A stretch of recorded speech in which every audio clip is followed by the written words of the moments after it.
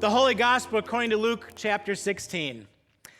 Then Jesus said to the disciples, "There was a rich man who had a manager, and charges were brought to him that this man was squandering his property.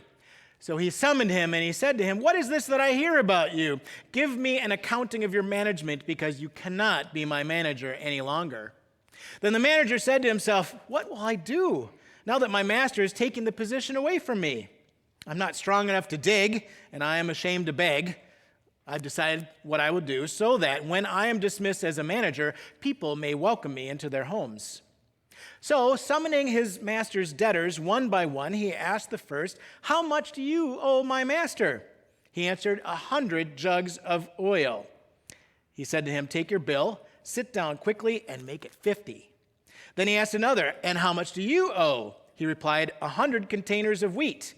He said to them, 'Take your bill and make it 80. And his master commended the dishonest manager because he had acted shrewdly. For the children of this age are more shrewd in dealing with their own generation than are the children of light. And I tell you, make friends for yourselves by means of dishonest wealth, so that when it is gone, they may welcome you into the eternal homes. Whoever is faithful in a very little is faithful also in much. And whoever is dishonest in a very little is dishonest also in much. If then you have not been faithful with the dishonest wealth, who will entrust you with true riches? And if you have not been faithful with what belongs to another, who will give you what is your own? No slave can serve two masters, for a slave will either hate the one and love the other, or be devoted to the one and despise the other. You cannot serve both God and wealth." And the Pharisees, who were lovers of money, heard all this, and they ridiculed Jesus. The gospel of the Lord. Thanks be to God. Please be seated. Well, try something new, huh, Stacy? I don't know. Do you get it now? It's a little complicated. It's a little messy. There's a lot of fun stuff in this parable of Jesus and this teaching of Jesus. And, we love, what we love doing in church? We love talking about money, don't we? We love talking about money all the time. It makes us uncomfortable. And so I'm reading this text, and I was reminded of a seminary class I took many, many years ago. It was actually in youth ministry. And we're talking about youth ministry and faith formation in young people. And we were talking about like faith practices and spiritual disciplines. And then our professor said, okay, and of course we're focusing on the youth and what do the youth need. And then they said, okay, now you as leaders, you're going into youth ministry and children's ministry. Now we need to start with you. Where are you in your spiritual life? How are you at growing in faith? Where are you in your relationship with God? So tomorrow, everybody bring two things with you, please. Please bring your calendars and please bring your checkbooks, because we're going to be looking at how do you spend your time and how do you spend your money. And immediately a hand went up. Now, Professor, I don't think that's, we're students. We're just students in seminary, and, we don't make a whole lot of money. So, this whole giving and money thing, he didn't even talk about giving. He just said, how are you spending your money? And then all of a sudden the person that raised their hand, who I happen to be sitting next to, looked down at their double espresso mocha frappuccino. Yeah, money, we're uncomfortable with it, and it was really hard to look at. How do we spend our time? How do we spend our money? And I think the thing that Jesus is challenging us to do here is to look at who do we trust, right? Who do we trust? And you take out your dollar if you have any. We just have credit cards now, right? But maybe you have a dollar, and it says on our money what? In God we trust. Do we, when it's on our money, do we trust in God or do we trust in money? Now, I want to talk a little bit about this because there's a couple words that are translated, again, from originally the Greek into English, but there's actually an Aramaic word. And I know it's like, well, why are we doing Bible study? Well, it's important to do Bible study because you got to understand what's going on here. The word that Jesus uses for dishonest wealth, which is an interesting translation, dishonest. What do you mean dishonest wealth? The word in Aramaic is mammon. Anybody heard of the word mammon before? A couple people have heard mammon. It's kind of like an old word, that we heard when maybe growing up. Mammon means in Aramaic, it means both your riches and your wealth and your possessions, but in a spiritual way.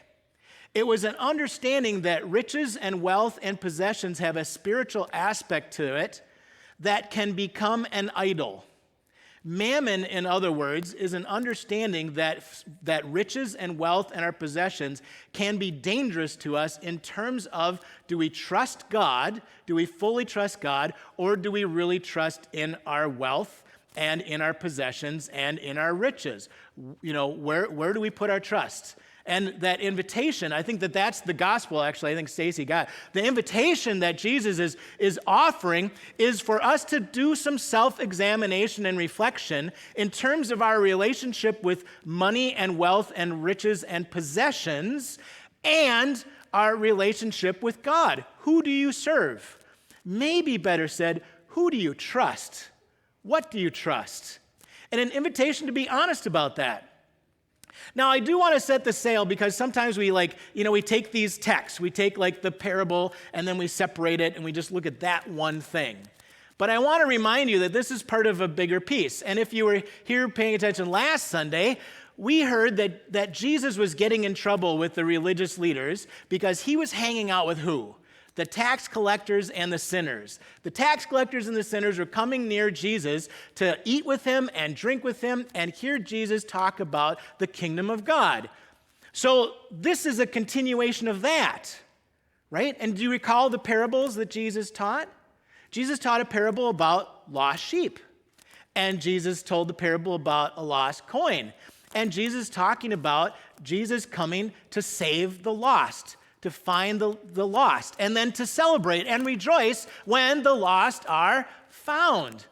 And this is a continuation of that. So we talk about lost and found, and we're feeling really good at that. And then all of a sudden he shifts his focus from talking to the tax collectors and sinners to who else is there? His disciples, right? It says he's talking to the disciples. But who else is listening in? The religious leaders are listening in. He changes the topic. He's changing the thing. So they're still kind of talking and listening. And what does this all mean? What does it mean to forgive debts and use dishonest wealth and be shrewd? And it is hard. It is complicated. And then every once in a while you get an aha, right? Right, Evelyn, we get an aha in the Bible study. And they come and they're like, well, we talked about that on Thursday morning in Bible study, and Pastor Kent's just kind of regurgitating these things, right? Well, one of the members of the Bible study grew up Presbyterian. Any people grew up Presbyterian here? Yeah, in my family Canby, Minnesota, First Presby, grew up Presbyterian. And do you remember the Lord's Prayer version where it says, "Forgive us our debts as we forgive our debtors"? And all of a sudden, there's something that switched. How do you hear when somebody is forgiven a debt? That feels pretty good. And again, remembering, who are we talking to? Who's Jesus talking to? His disciples, who have left everything to follow Jesus. They have basically given up their jobs and given up their wealth and possessions to follow Jesus. But there's also this other group over here. Who's that? The tax collectors and the sinners. And what do tax collectors do? They collect taxes for the Romans. They pull in lots of money. And now they're listening to this, and supposedly they're there because they're attracted to Jesus, and they're still attracted to God and following God. And all of a sudden Jesus is saying, well, maybe you need to be about forgiving some debts. Maybe you need to be investing in people and how to treat people fairly. Do you see where I'm going with this? It's not just about the giving. It's like, what do we do with wealth? What do we do with riches? What do we do with that here on earth? And in part of that is when we give, when we serve, when we forgive, are we trusting in God with that? Are we trusting in God to provide for us? Are we trusting that God is going to take care of us and bless us? And then here's the other thing that we forget, because I get caught in this too, right? We all do. anxiety about money and enough and the economy and the stock market and all these kind of things that are going on, and do we have enough and can we pay our, right? Money is filled with lots of anxiety and lots of worry. And when we do that, we clench and we don't trust and we don't give and we don't help and we don't forgive, right? And so Jesus is really inviting us to really examine that. And that's hard, right? I'd rather not look at these things. I'd rather not look in the mirror. I don't want to talk about, which we did talk about, okay, how are you, it's not just how are you giving, but how are you spending your money? That was a really uncomfortable class. How are you spending your time? Are you trusting in God? Are you serving God in all that you do? And notice there's nowhere in here, because we get really, defensive. Jesus never said, give all of your money to the church. Did you notice that? This is not about stewardship. This is not about giving. It's not. It's about trusting God and putting God first in our lives and really looking at that and say, who do I trust? And then the answer sometimes is uncomfortable, isn't it? I just trust me. And I trust me in working, and I'm going to trust in my money and mine. What is mine, right? I'm going to put my trust in the wealth and the riches, and I'm going to hold on to it. And then I realize I'm not trusting God. Now, it's not to be irresponsible, right? Don't think that's what's going on. It's about trust.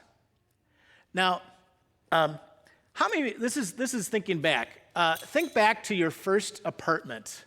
I want you to think back to your first apartment. You get your first apartment, you get your first place, and you had pretty much everything that you needed. When you got your first apartment, were you pretty happy that you're out of your parents' house and you're in your first apartment, and you're kind of enjoying that, right? And then what happens as we get older and we kind of get further on in our careers? What do? Do we stay in that apartment? What do? I'm going to get a little bigger apartment maybe, or I'm going to put some money into a house, and I'm going to, right? That's what we do. Does anybody do that? I do that. I've done that, right? Well, there's a guy by the name of John Wesley. Does that name ring a bell for you? John Wesley, the founder of the Methodists. He was actually a pretty successful business person. He was a professor and a teacher, and he made a commitment early in his life. He had been raised in pretty impoverished situation in England. And so he was very, very cognizant of money and the importance of, he did not want to live in poverty and work hard and do all that kind of stuff. But he made a commitment to trust God. And so here's what he did, is that he started out, he added his apartment, and then as his income grew, he stayed at that same place. He said, well, I have everything I need. I'm happy, I'm comfortable, I have more than enough, and I'm not going to spend all that I have. And I'm going to use it to the glory of God. And his whole life, he stayed at that same level of taking care of himself and being comfortable, and continued to give and give and give, even though his income kept getting bigger and bigger. And you're saying to yourself, well, I'm not doing that. And the answer is, I'm not going to do that either.